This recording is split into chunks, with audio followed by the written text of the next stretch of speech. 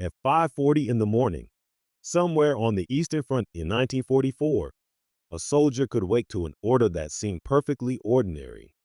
Move forward, hold the line, obey without question. You did not need to understand the entire war. You only needed to know what came next. But what happens when the next order asks you to protect the people you were taught to hate? What happens when obedience itself becomes the thing that threatens everything you thought you were defending? World War II is usually remembered through enormous movements on maps. Germany invading Poland, armies crossing Europe, Allied forces landing in Normandy, Soviet troops driving toward Berlin.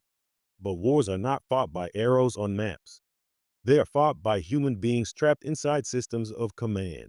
And those systems create a powerful illusion. If the order comes from above, responsibility seems to travel upward with it. The soldier becomes an instrument. The commander becomes the decision maker. Everyone beneath him simply carries out the plan. The German military machine demonstrated this contradiction with terrifying efficiency. Millions of soldiers were trained to value discipline, hierarchy, duty, and obedience. Many believed that following orders was not merely a professional obligation, but a moral one. Yet the Nazi regime increasingly transformed military obedience into something more complicated. Orders could demand actions that crossed the boundary between conventional warfare and ideological persecution. Soldiers could be told to execute prisoners, destroy villages, deport civilians, or assist in policies whose true purpose was hidden behind bureaucratic language. It is easy, from the distance of history, to imagine that everyone recognized evil the moment it appeared. We know about the Holocaust. We know about the destruction of European cities and the millions who died. But people living inside the system did not possess the luxury of hindsight. They experienced events one order at a time. A transfer here, a security operation there, a prisoner convoy, a village clearance, a report stamped and filed. The machinery rarely announced its final destination. Instead, it normalized the next step. Every major military force in the war depended on obedience. British, American, Soviet, Japanese, Italian, and other armies all relied on chains of command because modern warfare could not function without them. Coordination saves lives. Discipline prevents panic. Orders turn thousands of individuals into a force capable of acting together. But there is a hidden weakness inside that strength. The more completely a system trains people to obey, the harder it can become to recognize when obedience has crossed a moral line. Command structures did more than move troops. They shaped perception itself. A soldier learned which facts mattered, questions were dangerous, and whose version deserved trust. Once that framework was established, an order could feel less like a choice and more like a fact. The uniform, oath, unit, and flag reinforced a message. Act first and question later. For an ordinary soldier, the conflict was rarely presented as a philosophical question. It appeared as paperwork, routine, pressure, fear, and the presence of armed authority. Refusal could mean punishment, imprisonment, humiliation, or being branded a coward. Compliance, meanwhile, often came with social rewards. The obedient soldier remained part of the group. He kept his position. He protected his comrades. He avoided becoming the next target of suspicion, and that created a psychological trap. You could begin by obeying because you trusted your commanders. Then you obeyed because everyone around you was obeying. Eventually, you might obey simply because refusing seemed impossible. The most disturbing part is that the transformation could happen gradually. There did not need to be one dramatic moment when a soldier suddenly decided to become cruel. Instead, boundaries moved in small increments. The enemy became less human. Civilian suffering became background noise. Extraordinary violence became routine. Language changed first, turning people into categories, threats, numbers, or problems to be removed. Then the orders followed. Yet history also contains soldiers who hesitated, resisted, sabotaged, deserted, protected civilians, or refused particular commands. Their stories reveal something important. Obedience was powerful, but it was never automatic. Every chain of command ultimately depended on human beings deciding whether to continue pulling it. And as the war entered its final years, that decision became increasingly dangerous. The armies were collapsing, alliances were shifting, information was spreading, and the certainty that had once surrounded military orders began to fracture. Soldiers who had spent years believing they were defending their nation could suddenly discover that the institution giving them orders had become inseparable from crimes committed in its name. At that point, the battlefield changed. The enemy was no longer necessarily standing across the field. Sometimes, the enemy was written on the next piece of paper, and when that paper reached the hands of someone trained their entire life to obey, the most important question of the war was no longer whether the order could be carried out. It was whether it should. The answer became visible as the German war effort expanded across occupied Europe. What began as military conquest increasingly depended on a network of police units, administrators, intelligence officers, railway workers, guards, and soldiers. Each group performed a limited task. One person identified a location, another arranged transportation, another guarded a checkpoint, another delivered supplies, another signed a document. The system worked because nobody saw everything. That fragmentation mattered because responsibility became difficult to locate. A killing could be described as an operation. A deportation could become a transport. A destroyed community could appear in a report as an area cleared of hostile elements. Language created distance between the action and its human meaning. This was not accidental. Authoritarian systems often depend on controlled language because words determine what people believe they're doing. If murder is described as security, then the person carrying out the order can imagine himself as protecting others. If civilians are labeled dangerous, their suffering becomes easier to justify. The vocabulary does not merely describe reality. It can manufacture a different reality, but the battlefield eventually forced contradictions into the open. German soldiers encountered entire populations living under occupation. They saw homes emptied, families separated, prisoners marched through streets, and villages punished for alleged resistance. Some accepted these actions as necessary. Others became disturbed. Some quietly helped civilians. A smaller number actively resisted. The responses varied because soldiers were not machines. They carried personal beliefs, ambitions, fears, prejudices, friendships, and memories into the uniform. This distinction is crucial because it challenges one of the simplest myths about wartime obedience, that soldiers always had only two choices: obey or immediately face execution. The reality was more complicated. Military discipline could be severe, and refusing an order could carry serious consequences. But the legal and practical situation differed depending on the unit, commander, location, and nature of the order. Some soldiers found ways to avoid participation. Others transferred responsibility upward. Some claimed ignorance. Some complied because they feared punishment. And some continued because they genuinely believed in the ideology behind the command. There was another force at work: group loyalty. A soldier might endure hunger, exhaustion, bombardment, and fear because the men beside him depended on his actions. Combat creates intense bonds. Those bonds can become stronger than abstract political beliefs. A man may hate what his government represents and still refuse to abandon his comrades. Conversely, he may participate in something terrible because refusing could expose his entire unit to danger. This is where obedience becomes psychologically complicated. The soldier is not simply choosing between good and evil. He may believe he is choosing between betraying his conscience and betraying his friends. World War II repeatedly placed people inside that impossible space. On the Eastern Front, the situation became especially brutal. The war between Nazi Germany and the Soviet Union was not treated by Nazi leadership as a conventional struggle between rival armies. It was presented as an ideological and racial conflict in which ordinary rules could be discarded. Behind advancing formations came occupation authorities and killing units. The closer those armies came, the harder it became to hide what had happened. Soon, soldiers would have to confront not only enemy fire, but evidence. And evidence creates a different kind of battlefield. Because once a person sees what an order actually produced, obedience can no longer hide behind words. The question was no longer, who gave the command? It became, what did you help make possible? That question would follow soldiers long after the guns fell silent.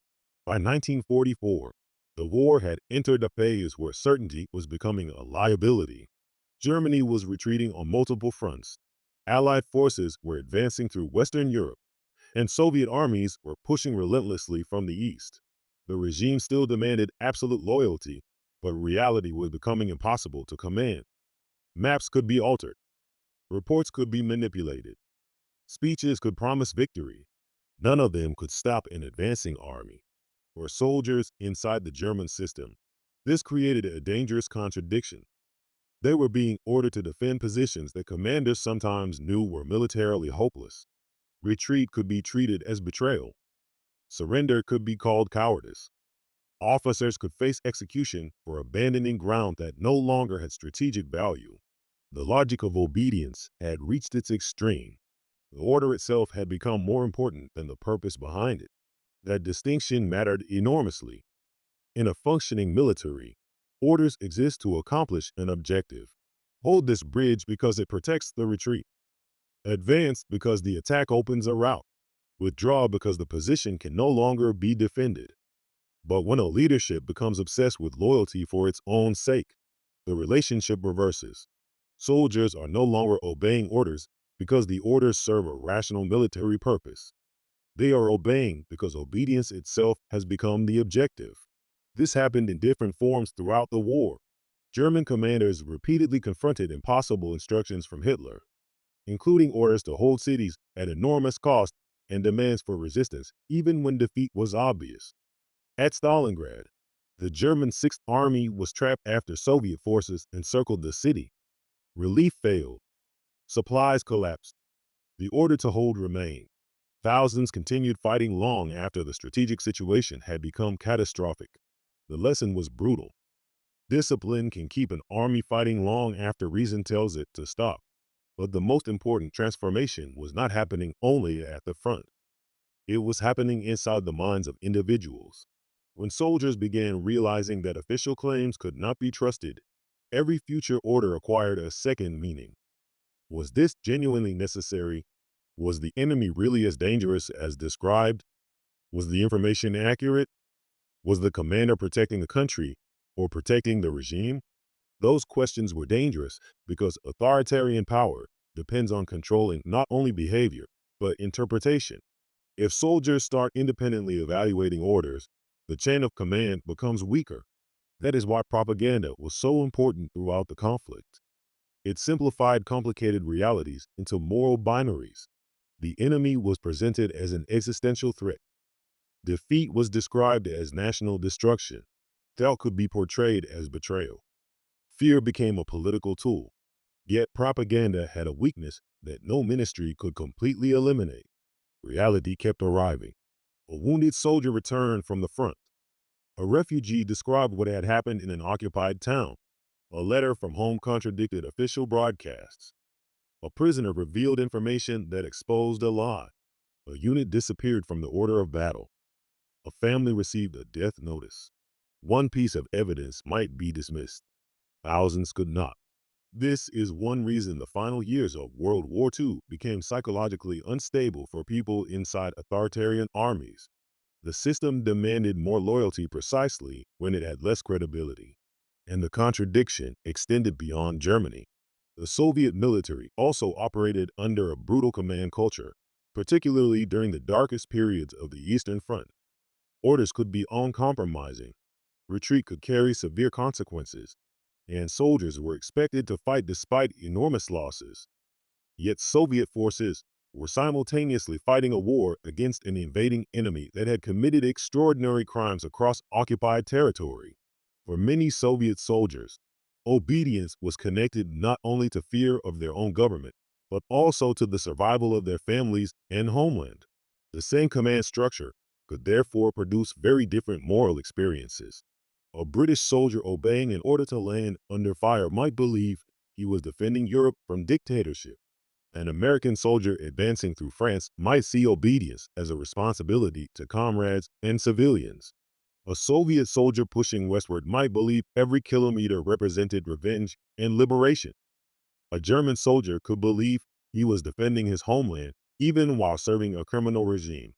The uniform did not automatically determine the conscience. That is why judging wartime behavior requires more than asking whether someone followed orders. We have to ask what the person knew, what choices existed, what pressure were present, what the order required, and whether the person understood its consequences. After the war, but it also created an uncomfortable realization. The most dangerous person in a system is not always the person who writes the order. Sometimes it is the person who makes the order possible. And sometimes the hardest act of courage is not charging toward the enemy. It is stopping when everyone else keeps moving. The war ended, but the problem did not. When the guns fell silent in 1945, millions of soldiers returned to countries that wanted simple stories. Heroes had defended civilization. Villains had been defeated. Orders had been followed. But beneath that clean narrative was a far more uncomfortable truth. Modern states can turn ordinary obedience into extraordinary consequences. The aftermath forced courts, armies, and societies to confront a question that had become impossible to avoid. Where does responsibility begin when authority is involved? The Nuremberg trials helped establish an answer. Following orders was not treated as a universal excuse for crimes against humanity. A soldier or official could not simply point upward and claim that morality belonged entirely to the person who signed the document. Responsibility could travel through a hierarchy, but it did not disappear inside it. The soldiers who faced impossible orders were not all monsters, and they were not all heroes. Most were ordinary people navigating extraordinary pressure. Some obeyed because they believed. Some obeyed because they feared punishment. Some obeyed because their comrades depended on them. Some resisted when the cost became unbearable. Others crossed lines they could never uncross. Their stories matter precisely because they resist easy categories.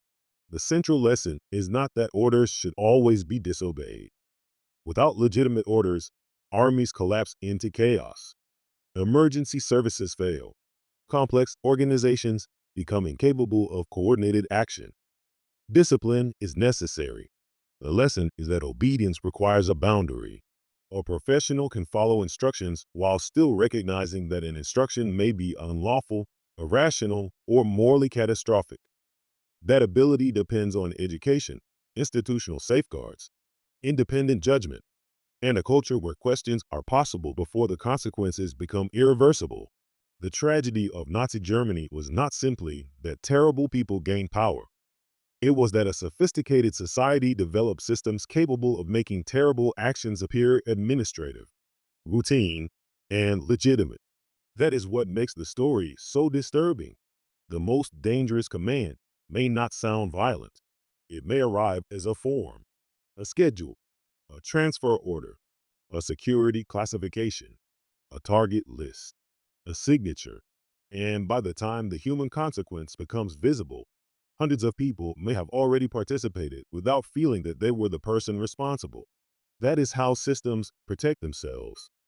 Responsibility becomes distributed until accountability becomes difficult to see.